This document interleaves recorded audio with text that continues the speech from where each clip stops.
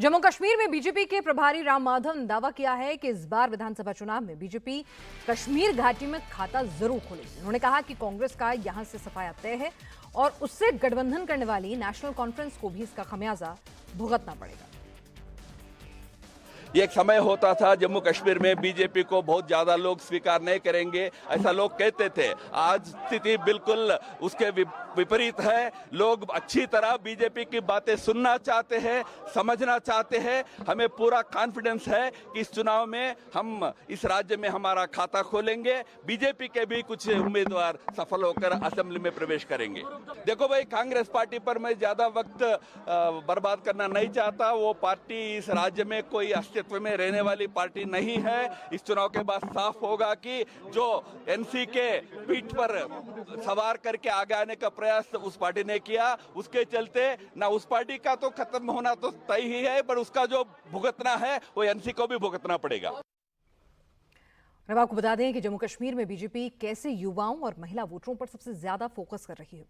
6 सितंबर को जब अमित शाह ने पहली चुनावी रैली जम्मू कश्मीर में की थी, उस वक्त उन्होंने घोषणा पत्र जारी करते हुए कहा था, मां सम्मान योजना के तहत जम्मू कश्मीर के हर परिवार की सबसे सीनियर महिला को हर साल 18,000 रुपए की आर्थिक मदद की जाएगी।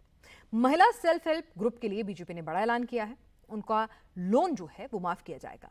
कॉलेज स्टूडेंट के लिए 3,000 यातायात भत्ता ट्रैवल अलाउंस के तौर पर दिए जाएंगे। वहीं 10वीं क्लास के स्टूडेंट को टैबलेट और लैपटॉप भी दिए जाएंगे। इसके अलावा बीजेपी ने 5 लाख रोजगार का वादा किया। उज्ज्वला योजना के लाभार्थियों को हर साल 2 फ्री के एलपीजी सिलेंडर दिए जाएंगे। अटल आवास योजना के तहत भूमिहीन लोगों को 5 मरला यानी 1 बीघा जमीन मुफ्त देने का वादा भी किया था। अमित शाह ने आज किश्तवाड़ में परिहार परिवार के बलिदान का जिक्र किया। उन्होंने आतंकवाद से लड़ते हुए अपनी जान दी। उसी खानदान की एक बेटी को बीजेपी ने इस बार किश्तवाड़ से मैदान में उतारा है। 1 नवंबर 2018 को आतंकवादियों ने शगुन परिहार के पिता और चाचा की हत्या कर दी थी। 2014 में बीजेपी ने किश्तवाड़ में जीत दर्ज की थी और इस बार शगुन परिहार के सामने क्या चुनौती है और विरोधियों के हमलों का वो कैसे जवाब दे रही हैं, उनसे बात की हमारे संवाददाता मनीष प्रसाद ने। जब आप जा रही हैं लोगों के बीच, तो हर कोई आपके पिता और चाचा जी की बात कर रहा है। प्रधानमंत्री नरेंद्र मोदी मंच पे थे, उन्होंने कहा कि आपको टिकट देना मतलब आतंकवाद को खत्म करने के लिए बीजेपी की प्रतिबद्धता है। जी, इतनी कम उम्र है, बड़ी जिम्मेवारी है, बड़ा दुख देखा है आपने। क्या कहना चाहेंगी, खासतौर पे तब जब असेंबली की तरफ जा रही हैं आप? जी, शायद नरेंद्र मोदी जी ने मुझे इसीलिए लाया होगा क्योंकि आतंकवाद से जो नुकसान हमारा हुआ है वो किसी और का ना हो। क्योंकि इस दर्द से मैं भलीभांति परिचित हूँ कि पिछले 5 सालों से हम किस तरह जिए हैं। संगठन हमारे साथ हमेशा खड़ा रहा, हमारे साथ उस पेड़ की भांति जो हम तक आने वाली हर धूप बारिश को हम तक पहुंचने ही नहीं देते थे। लेकिन पिता का साया एक बच्चे के लिए बहुत ज्यादा जरूरी होता है। शायद इसीलिए मैं चाहती हूँ यहाँ से आतंकवाद और अलगावाद जो है वो जड़ों से भी उखड़ के फेंक दिया जाए, ताकि जो नुकसान हमारा हुआ है, जिस तरह से हमारे घर को जलाया गया है, उस तरह से किसी और के साथ ना हो। हर कोई कह रहा है क्योंकि आपका सीधा मुकाबला 10 साल बाद चुनाव हो रहे हैं, तो एनसी और पीडीपी साथ में कांग्रेस का जो अलायंस है वो काफी स्ट्रांगली आपके खिलाफ लड़ रहा है।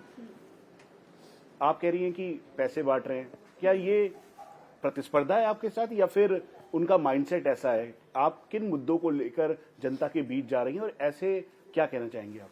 जी, उन लोगों ने अपनी हार एक्सेप्ट कर ली है। शायद तभी अब उन्होंने इलेक्शन कैंपेन को छोड़ के पैसे बांटने पे अपना ध्यान केंद्रित किया हुआ है। कर रही हैं? नाम अगर बोल पाए आप। जो हमारे एक्स होम मिनिस्टर थे, तो उन्होंने, मैंने ये भी सुना कि इस बेटी से चुनाव हारना मेरा सियासी कैरियर खत्म करना हो गया।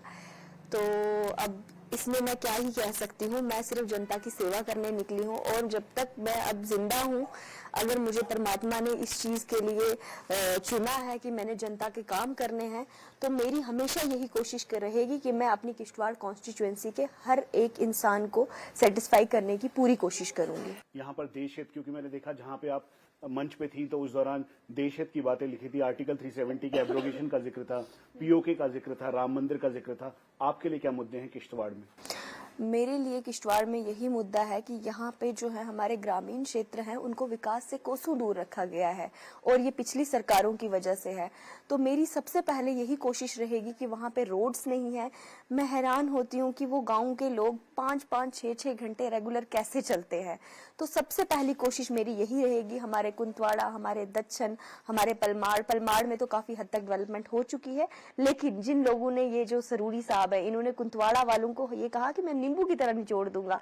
मुझे अफसोस होता है, क्या लोगों ने इनको इसीलिए चुन के लाया था कि ये वहां के आम जनमानस को कह रहे हैं कि हम नींबू की तरह निचोड़ देंगे। उमर अब्दुल्ला कहते हैं कि नेशनल कॉन्फ्रेंस अगर आती है पावर में कांग्रेस के साथ इंडिया अलायंस में, तो वो जो आर्टिकल 370 का एब्रोगेशन हुआ है उस पर से एक बार सोच विचार कर उसे रीइंस्टेट किया जाएगा। आपको लगता है सही है? जी, उमर अब्दुल्ला जी जो हैं, उनका यही काम अब रह गया है सियासत के थ्रू अपने लोगों को बेवकूफ बनाना। क्योंकि अगर, और 370 का क्या ही मुद्दा है, ये 370 सिर्फ इन 3 पार्टियों का जो है ना, वो एक हाईलाइटेड मुद्दा इन्होंने कर दिया है। नहीं तो 370 ने जम्मू कश्मीर के लोगों को क्या दिया? अगर कुछ दिया होता तो विकास ग्रामीण क्षेत्रों में दिख रहा होता। इस 370 ने सिर्फ हमारे ग्रामीण क्षेत्र को विकास से दूर रखा है। यहाँ पे फैक्ट्रियां नहीं लगने दी, यहाँ पे बड़े बड़ी यूनिवर्सिटीज नहीं खुलने दी। इसने सिर्फ और सिर्फ यहाँ के आम जनमानस को बेवकूफ बनाया है। और उमर अब्दुल्ला साहब जो है, वो आज भी वही चीजें कर रहे हैं। महबूबा मुफ्ती की बेटी इल्तिजा मुफ्ती हैं, वो एक तरीके से जनरेशन नेक्स्ट जिसे कहते हैं, युवा हैं, आप भी युवा हैं। आप जब महबूबा मुफ्ती को सुनती हैं या इल्तिजा मुफ्ती को सुनती हैं तो क्या कहना चाहेंगी, क्योंकि यहाँ पर किश्तवाड़ या आसपास के एरिया में भी उनकी प्रेजेंस है? जी, उनका तो मुझे ऐसा लगता है कि वो एक परिवारवाद की राजनीति है। पहले हमारे मुफ्ती मोहम्मद साहब थे, जिन्होंने यहाँ पे हमेशा उग्रवाद को भड़काया। उसके बाद महबूबा मुफ्ती जी आ गई। महबूबा मुफ्ती जी ने तो उस टाइम पे श्रीनगर के में पैलेट गन्स चलवाई थी वहाँ के नौजवानों पे, और साथ में उन्होंने ऐसे भी बहुत सारे काम किए हैं जिन्होंने वहाँ पे के नौजवानों को नुकसान किया है, आतंकवाद को भड़काया है, अलगाववाद को भड़काया है।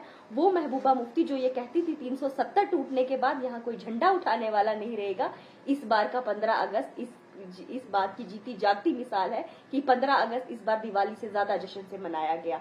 वो कहती थी झंडा नहीं लहराएंगे, यहाँ हर घर तिरंगा यात्रा हुई, पूरे किश्तवाड़ में तिरंगे का मार्च हुआ। और वो जश्न तो इस तरह का था कि पूरा माहौल जो है एक अलग सा, वो एक राष्ट्रीयता के रूप में वो दिख रहा था।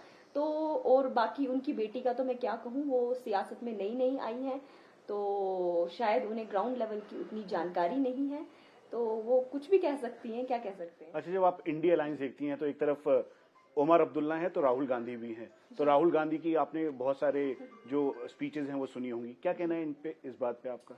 जी, इंडिया अलायंस का तो यहाँ पे कोई वजूद भी नहीं बनने वाला, क्योंकि यहाँ पे सिर्फ एक अब युद्ध हो गया है एक राष्ट्रभक्त समाज के बीच में और उन लोगों के खिलाफ जिन्होंने हमेशा यहाँ पे देश को बांटने की बातें की है।